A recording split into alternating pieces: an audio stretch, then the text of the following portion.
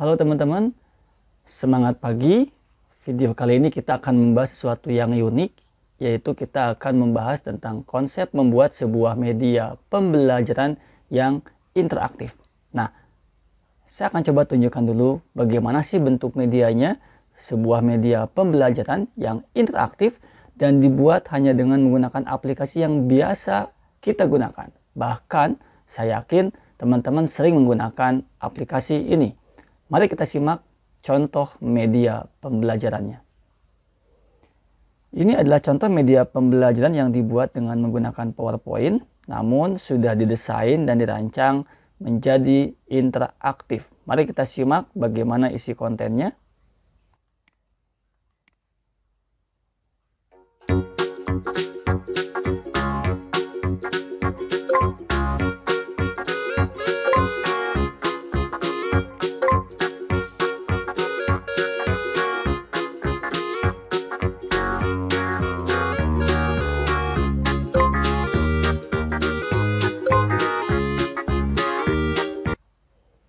Nah, itu adalah contoh dari media yang dibuat dengan menggunakan PowerPoint, namun jadi terkesan interaktif. Dan saya yakin dengan media ini siswa akan lebih mudah untuk memahami dan lebih tertarik untuk membaca dan mempelajari materi yang kita sajikan. Oke, kita akan bahas sekarang bagaimana sih cara membuat media seperti tadi. Nah, kita akan buka pada sesi pertama ini, yaitu membuat media pembelajaran yang interaktif. Pepatah mengatakan tak kenal maka tak aruf. Nah, jadi saya lupa tadi belum memperkenalkan diri. Oke, perkenalkan, saya Yuyus Wisnurat, lahir di kota Bandung pada tanggal 13 Oktober 1979. Saya salah satu guru di SMK Negeri 1 Cimahi. Tepatnya saya mengajar di bidang elektronika, jadi tidak nyambung dengan teknologi IT. Jadi ekspor saya memang di bidang elektronika komunikasi. Nah, di slide ini saya cantumkan 4 event yang memang ini membuat merubah pola pikir saya dalam konsep mengajar di kelas. Yang pertama adalah event 45 guru MTMH di tahun 2016. Jadi MTMH itu adalah My Teacher My Hero. Dari seluruh Nusantara, maka terpilih 45 guru yang membuat media interaktif dan menjadi solusi dalam pembelajaran diundang untuk ke dalam kegiatan MTMH. Kemudian yang kedua ada juara membatik 2018. Ini pun menjadi wawasan baru bagi saya ketika masuk nominasi ini, karena banyak bertemu dengan teman-teman yang kreatif dan banyak sharing tentang penggunaan media pembelajaran. Dan yang ketiga, juara 1 Atikan Jabar. Ini menjadi sebuah motivasi untuk terus berkarya, terus berbagi, dan sharing dengan siapa saja tentang bagaimana mengembangkan teknologi pembelajaran interaktif. Dan yang kelima ini instruktur virtual koordinator atau VCT di tahun 2019 dan 2020. Ini jadi wahana atau jadi ajang untuk bersilaturahmi dengan teman-teman guru, bagaimana kita melatihkan mengajar secara sinkron melalui video conference dalam kegiatan VCT. Dan kegiatan ini tentu jadi tempat untuk saling sharing bagaimana mengembangkan teknologi pembelajaran. Oke, itu 4 kegiatan yang sangat menjadi fenomenal bagi saya sendiri.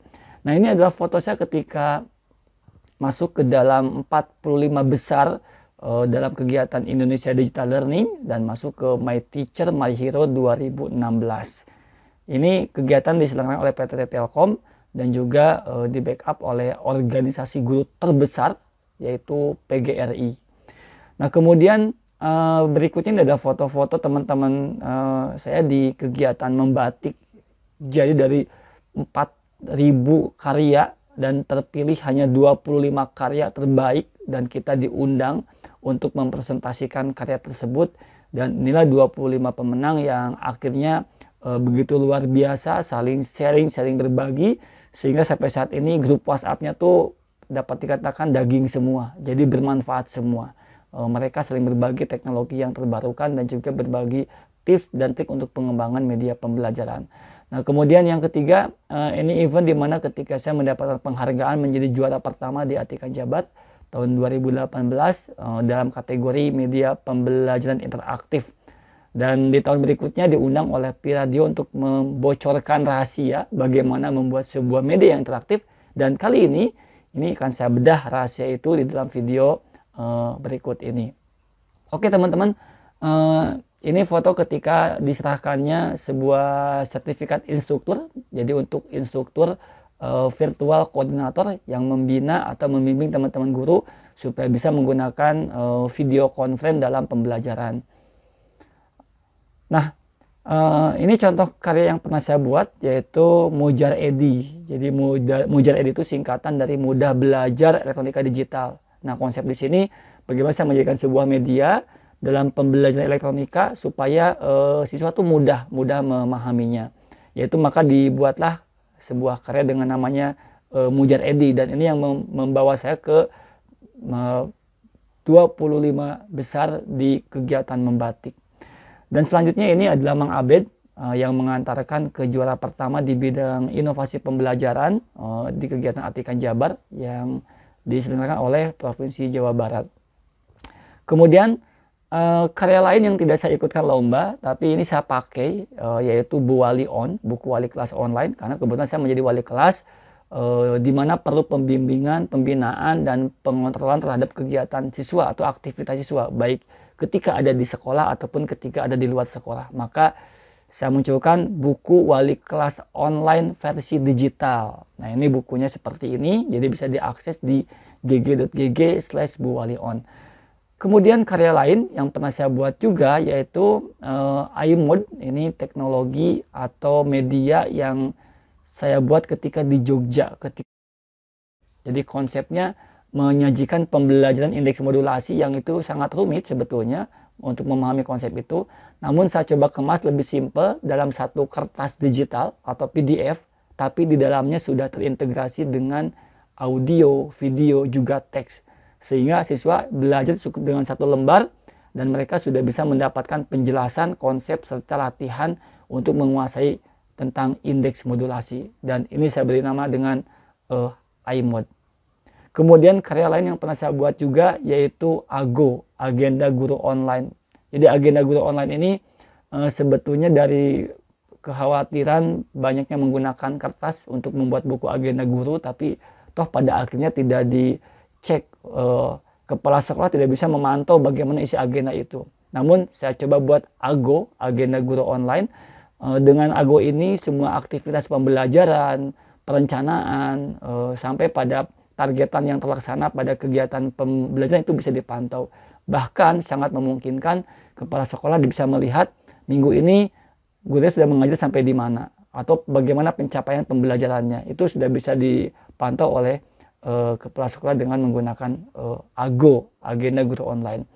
Teman-teman bisa coba cek di website okguru.com, dan saya sudah tuliskan bagaimana cara membuat AGO untuk Agenda Guru Online. Nah, kemudian teman-teman, ini karya di tahun 2020 ketika sedang ramainya format RPP satu lembar. Sehingga saya berinisiatif untuk membuat sebuah aplikasi yaitu AGR, Automatic Generate RPP. Jadi teman-teman cukup ketik saja di dalam tabel tentang kegiatannya, dan nanti dalam satu kali klik si kegiatan itu akan otomatis dibuatkan dalam bentuk lembar RPP. Sehingga ini menjadi otomatis, tidak merepotkan teman-teman Bapak dan Ibu guru.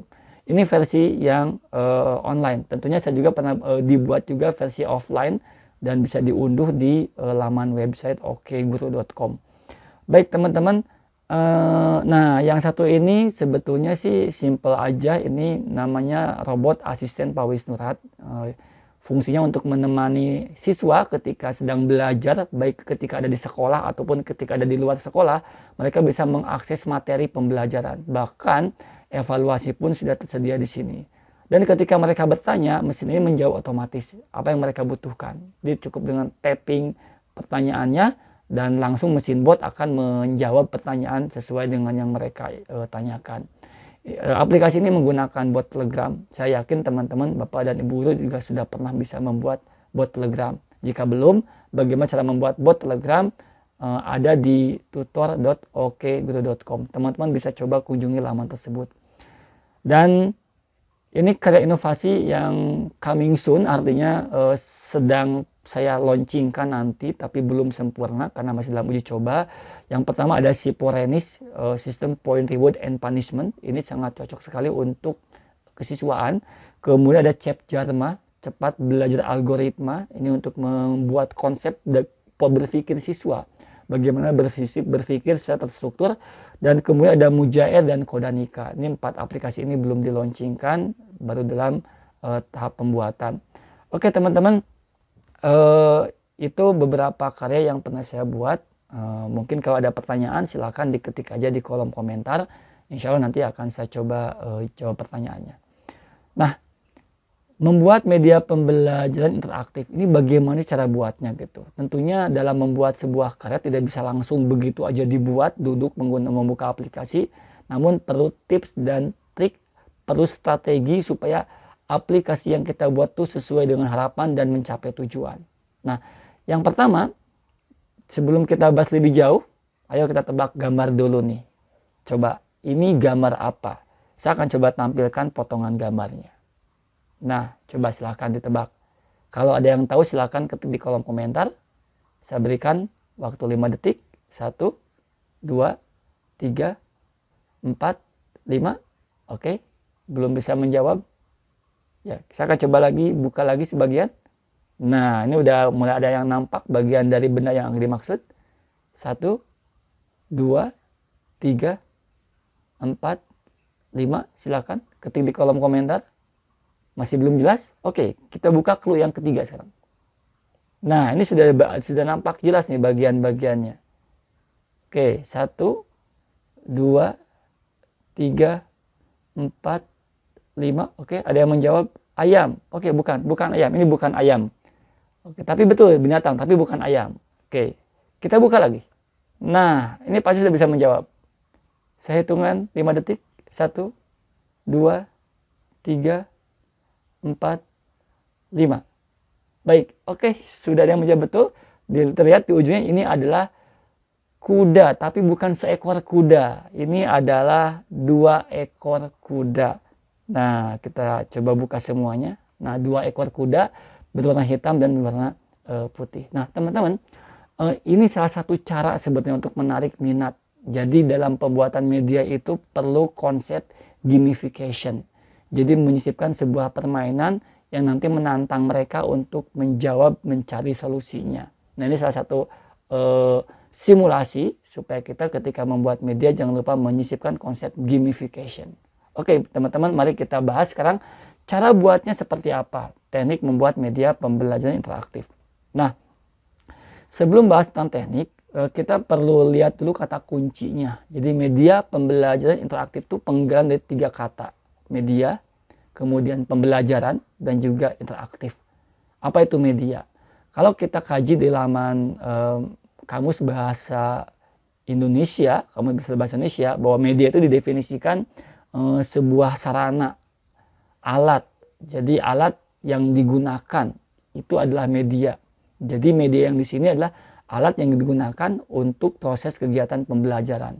Bisa apa saja, bisa teks, bisa buku, bisa audio, bisa video, atau bisa aplikasi. Itu media-media yang bisa kita gunakan untuk membuat sebuah media pembelajaran. Kemudian keyword yang kedua. Keyword yang kedua adalah pembelajaran. Nah, pembelajaran kalau kita kaji kembali ke dalam Kamus Besar Bahasa Indonesia, bahwa pembelajaran adalah sebuah cara atau sebuah proses supaya makhluk hidup itu belajar. Jadi ada dorongan untuk bisa melakukan kegiatan belajar. Jadi artinya media yang kita buat itu harus memaksa siswa, baik sadar ataupun tanpa sadar, mereka itu sedang belajar. Maka hadirlah media pembelajaran. Dan kata kunci yang ketiga adalah interaktif. Interaktif yang dimaksud di sini adalah bersifat saling melakukan aksi. Jadi media yang kita gunakan tentunya harus bisa berkomunikasi dengan yang menggunakan atau user itu sendiri, yang dalam hal ini adalah peserta didik. Nah, maka penambahan interaktif inilah yang menjadi sebuah media interaktif. Bagaimana bentuk aksinya? Bisa macam-macam. Bisa dengan mengklik, bisa dengan mendrag, atau bisa dengan cara menekan tombol keyboard. Itu bentuk-bentuk aksi respon terhadap aplikasi yang kita buat. Nah, oke, konsep 3 kata kunci ini sudah saya sampaikan. Sekarang bagaimana proses pembuatannya? Ada 4 tahap. Tahap pertama adalah plan, yaitu perencanaan. Tahap kedua adalah create, yaitu dibuat. Kemudian tahap yang ketiga adalah try and repair, jadi dicoba, kemudian perbaiki jika masih ada kesalahan. Dan tahap yang keempat adalah develop atau dikembangkan, karena bisa jadi media yang kita buat itu masih banyak kekurangannya. Nah, apa yang dilakukan dalam kegiatan plan? Dalam kegiatan plan atau perencanaan, maka kita perlu memilih medianya dulu. Kita akan menggunakan media apa? Contoh misalkan, saya akan menggunakan media PowerPoint, maka kita menggunakan aplikasi PowerPoint. Atau mungkin teman-teman akan menggunakan media dengan software lain, Flash, atau mungkin dengan Android Studio, ataupun yang lainnya.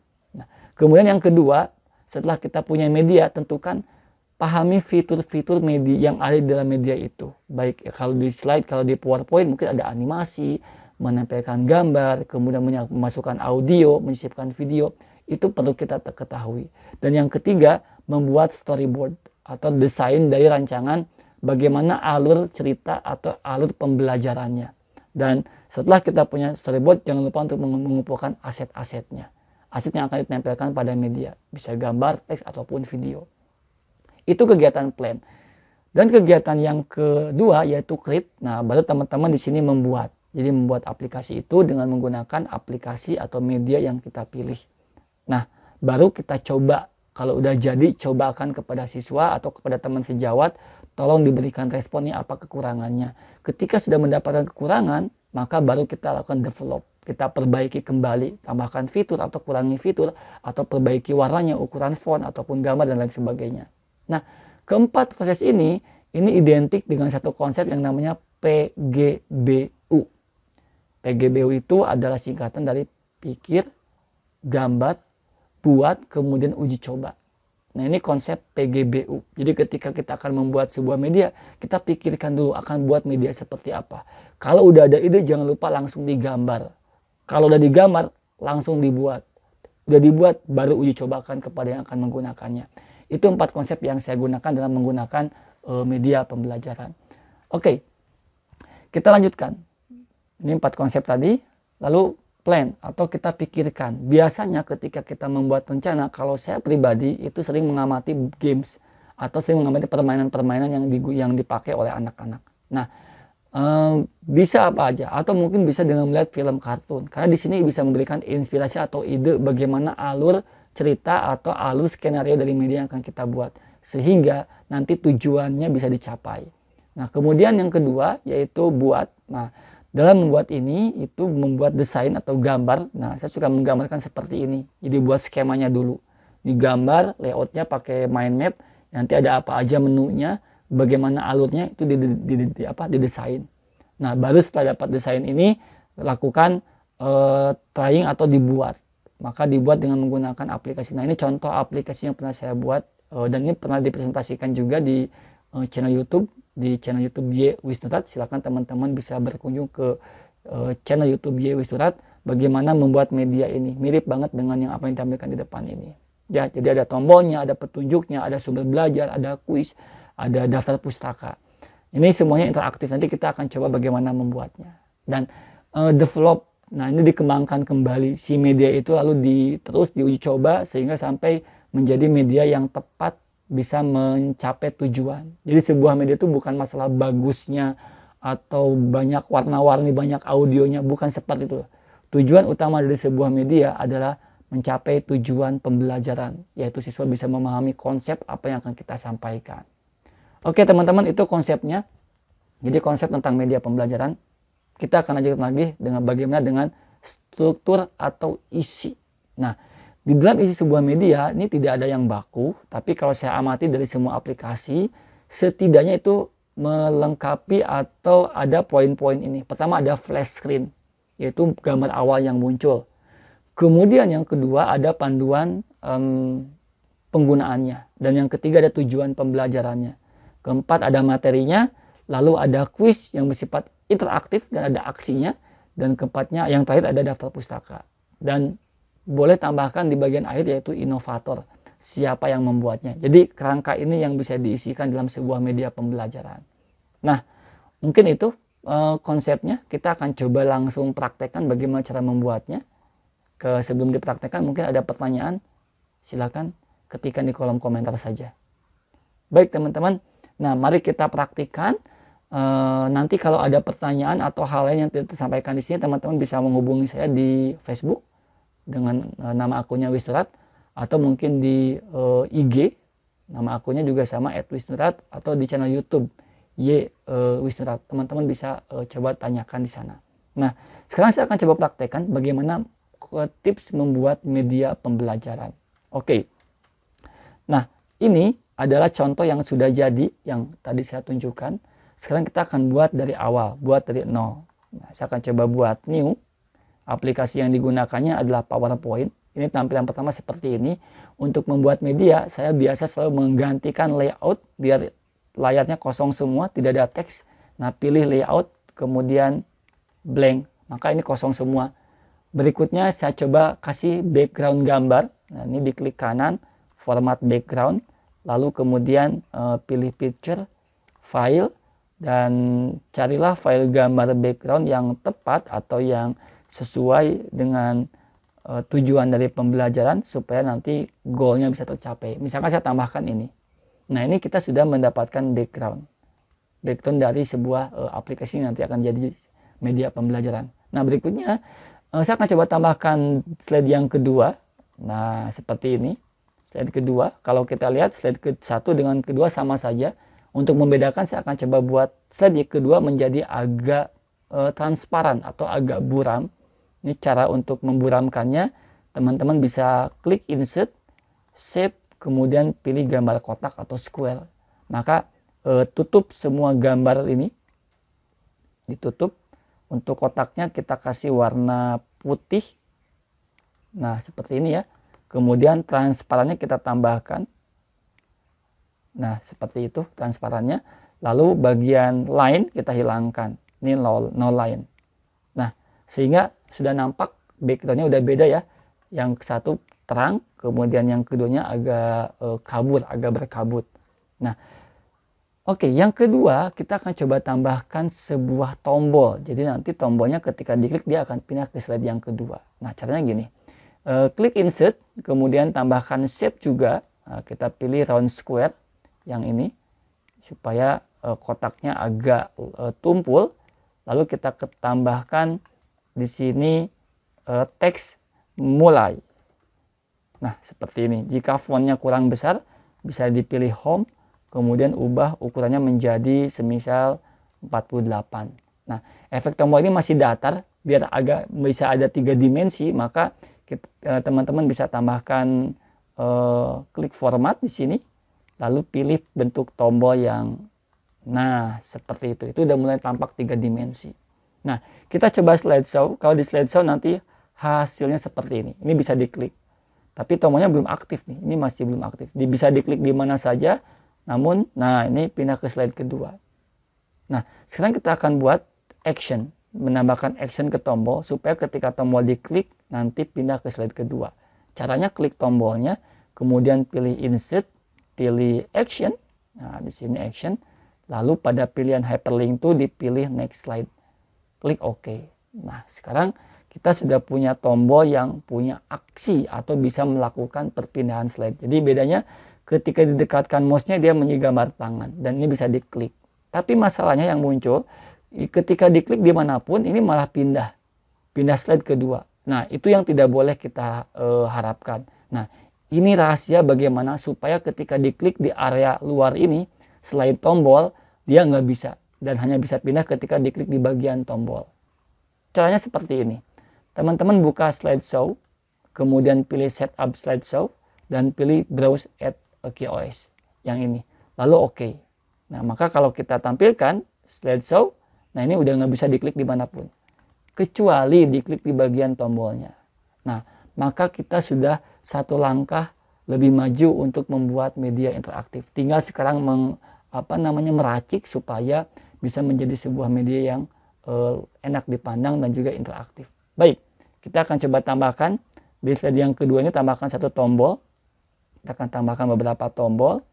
Ini desain untuk medianya. Nah, disebut ini tombol ke-1.